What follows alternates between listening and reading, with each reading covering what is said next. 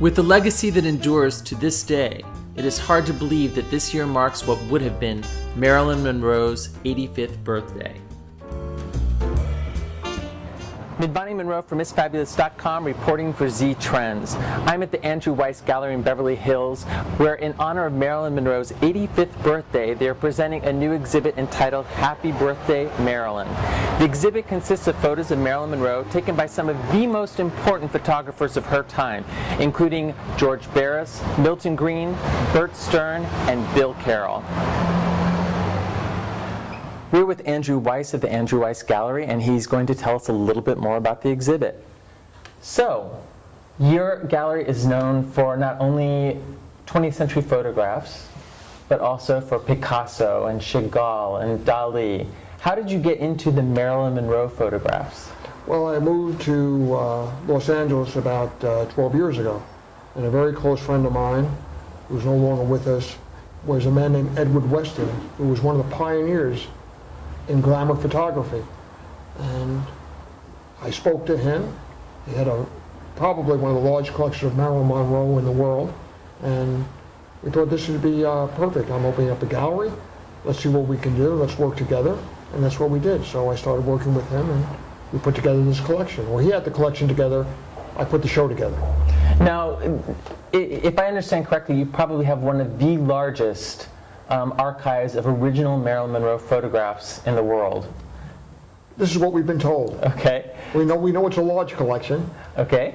So in putting together this exhibit, with that amount of material, it must have been very, very difficult to choose which pieces were going to go in. How did you manage to choose the pieces that actually went into the exhibit? Well, that was a feat in itself to do that. But we tried, the show is an historical show. We want to pictorially show you Marilyn's life from the beginning to, unfortunately, the end. And we try to do what best we felt represented the times in Marilyn's life by the key photographers of the time. Now, some of those key photographers were, of course, George Barris, who we interviewed, but we're sitting in front of Bert Stern. Yes. Do you think that there is a good representation of her whole life from the beginning to the end? Well, we felt that's what we were trying to do. I mean, I think the public will decide how well we did that. But again, we think we did a good job in working with what we had and showing a little of each, and showing pieces that you can really go from the beginning and walk through her life until the last shots ever taken, which were about 2.5 weeks before she passed. Now, I know that for different reasons you would probably have favorites. Are there any that are particularly favorite to you from each photographer? Well, I like different works by each photographer, as you said. With Milton Green, I like very much the black sitting. Okay. With Bert Stern, I like the glamour photos, and I like some of the nudes that he did, which I know we're not showing here, but these were things that I liked in a shoot with her. With George Barris, I liked those shots very much because they were very casual. They were done at the beach, and you could see that he had a friendship with her beyond the professional relationship, and I think you can see that in the photographs. Now, we're very, very lucky to actually be here and to be able to see the exhibit live. I know there are people across the world that would probably be interested in acquiring some of these photographs and seeing them. How would the best way for them to be able to contact you, find out more about the photos, and be able to perhaps purchase one? Well, that's always ideal if we can find people who would like to do that.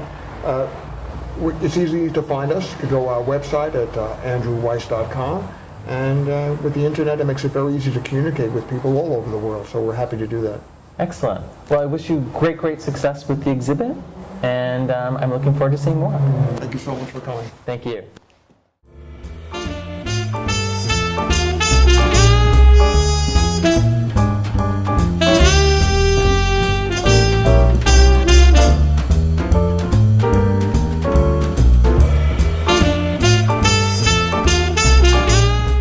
The collection of photographs on exhibit cover Marilyn Monroe's career from some of the earliest photographs by William Carroll, through the middle years with photos by Milton Green, and all the way to her last photo shoots with Bert Stern and George Barris, just weeks before her passing in 1962.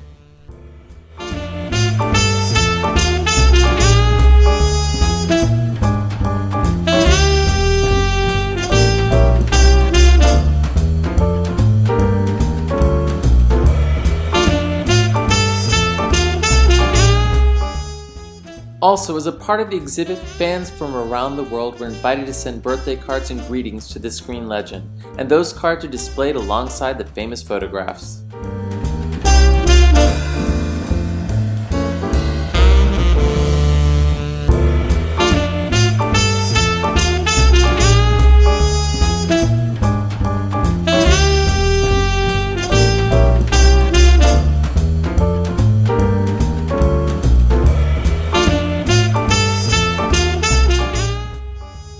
The creativity and passion that went into these birthday cards serve as a testimony to the enduring star power of Marilyn Monroe.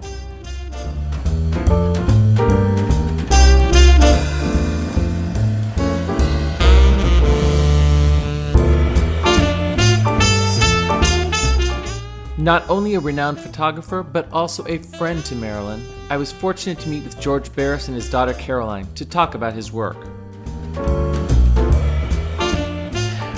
We're with George Barris, the famed photographer, and his daughter Caroline Barris, and we're going to talk to them a little about his relationship with Marilyn Monroe as well as his professional work as a photographer.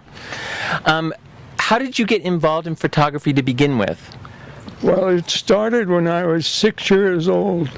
My brother bought me a little camera, and I started taking pictures, and I never stopped. It was unbelievable. And how did that parlay into a career in photography? Well, as a young man in school, I decided to make extra money. I would go to various churches and have the pastor come out and take his picture in front of his church, and they were happy to pay for it. And so I had spending money. Well, that's excellent. Then you, as I understand, you also were working during World War II as a photographer and took pictures of Eisenhower. Well, I was in the Army, and when General Eisenhower came back from World War II, victorious, I was assigned to take pictures of him at the parade and the various events that took place in New York City. Well, then, of course, you became a freelance photographer, especially with a lot of Hollywood. You photographed a lot of very famous faces, including, I believe, you photographed Elizabeth Taylor on the set of Cleopatra? Oh, yes. I was in Rome when I photographed Elizabeth Taylor, and we had her on the cover of Cosmopolitan magazine that I did a lot of work for as a freelancer. And I did Sophia Loren, and you name them, I photographed them. Well, I've always been a fan of your work, and of course, probably you're most famous for photographing Marilyn Monroe. Now, I believe you first met her in the fall of 1954 while they were filming some 7-Year Itch in New York, correct? That's right. I was freelancing, and I was in my office, which is the Sunday newspapers. I saw a picture of her, a publicity picture announcing she was coming to New York to do location shooting for the 7-Year Itch. I showed it to the editor. I said, "This is a beautiful girl. I don't know what, but I have a prediction that she's going to be a big star someday. I'm going to go out and cover her." He said, "Well, what are you going to do?" I say, "I don't know. When I get there, I'll let you know." Well, excellent. And of course, those photographs from the 7-Year Itch are absolutely gorgeous. I love all the candid shots that you were able to take. From what I understand, from that point on, you actually remained in contact with her and actually became a friend of hers. And were to meet up again in 1962 for another shoot right before her passing, correct? And that's absolutely right. What happened was that we're both Geminis, that's a split personality, and so that related to us, and we got along very well. We became friends, and I said to Marilyn, you know, the press has been saying some nasty things that are not true about you, and I said, besides doing this big feature on you, it'll be in Cosmopolitan magazine with a cover and maybe 12 pages, let's do a book and set the record straight. And so we'll do something about it. She says, it's a good idea. Well, let me know. We'll think about it. Now, you did a lot of those shoots in LA, in the Hollywood Hills, and some of the most famous ones at the beach as well. What was it like working with her on that location?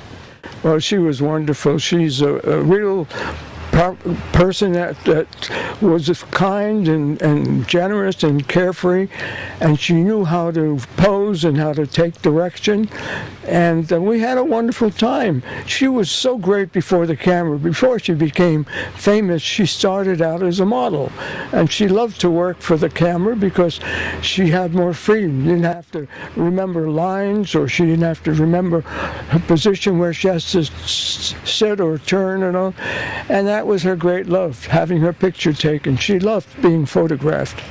Now, what was she like as a person? You know, more as we all know her from her pictures and a lot of rumors that run around, but knowing her personally, what would you say, how would you describe her? I would say that she was a real down-to-earth person. She treated everyone right, the photographers, the lighting technicians, all of the people that had come in contact with her. She was not high, and she did not act as a famous movie star.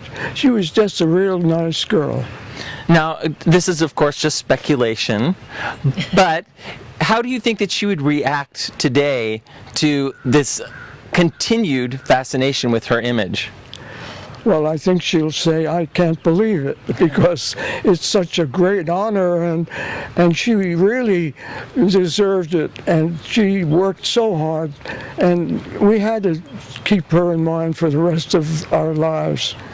I have your book from when it came out, I think in the 80s. I have had Gloria Steinem book, you mean? Yes, exactly. I've had that one ever since it came out. It's a little dog-eared by now. I have to replace it. And I most recently just purchased the picture on the beach, the last photograph. Yes. And when wondering from you, Caroline, what influence has your father's photography had on your life? Well, I have to say that myself as a person, I love photography, and I actually love taking pictures. And my father says that I do have an eye too for like composition, so I do find photography fascinating. And I also, when I was younger, did modeling myself. And my father also pushed me into the acting business. So, you know, Marilyn has been a very big influence on my life.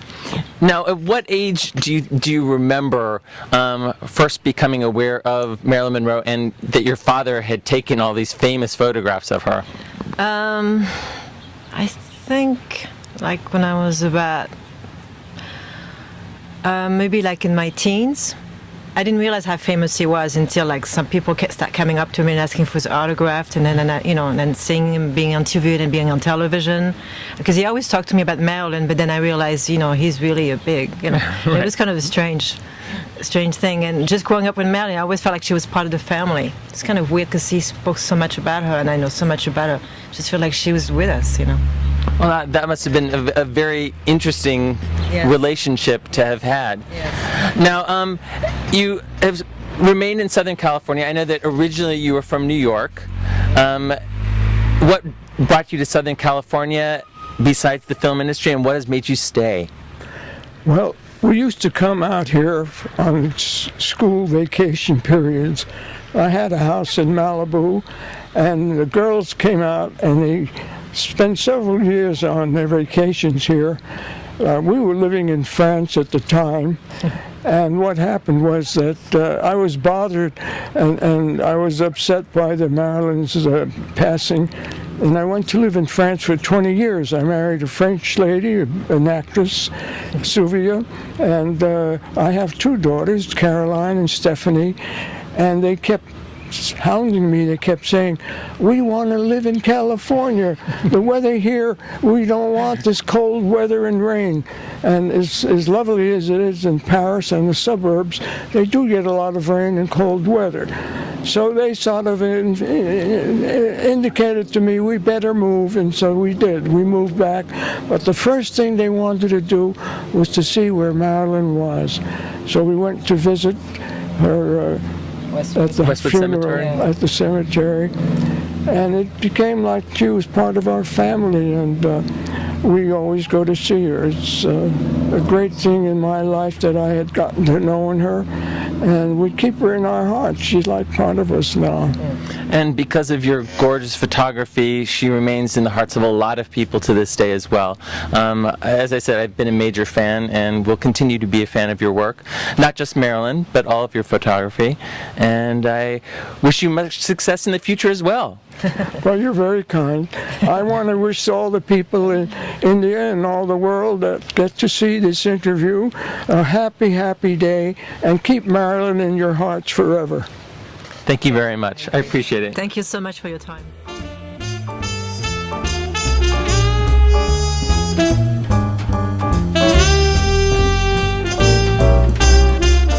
The exhibit opened on June 1st, Marilyn Monroe's birthday, and will run through August 13th.